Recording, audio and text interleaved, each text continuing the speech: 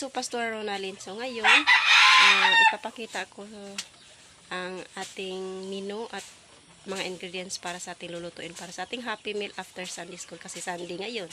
Okay, so ito.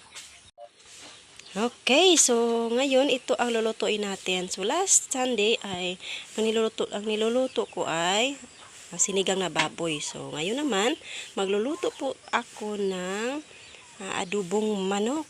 Okay, simpleng luto. Okay, so ito lang ang ingredients ko. May nagsasuggest sa akin na ito ang gagamitin. Instead, mantika ang igigisa, ito ang gagamitin. Mas masarap daw. Okay, so i-try natin.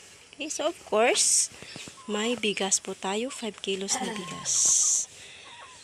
Okay, so bye muna kasi magluluto muna tayo. God bless!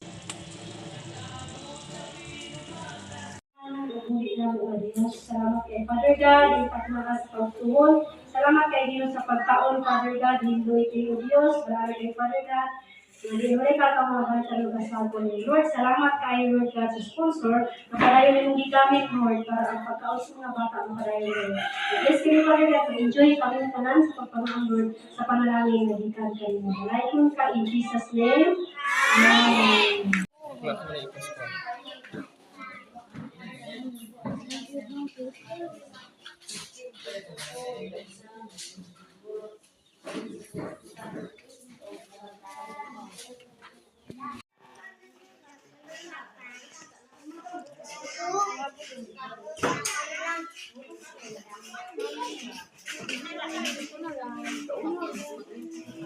Sige.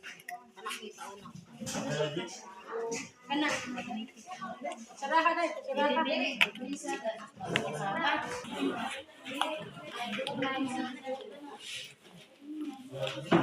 Tinepak ako.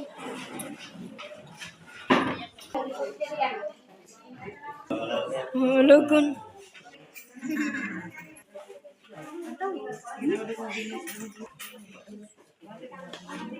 Karena ada orang bilang juga berat. Anak. Psalms 23 verse 1. The Lord is my shepherd, I shall not want. They give me soft and tender sponsor.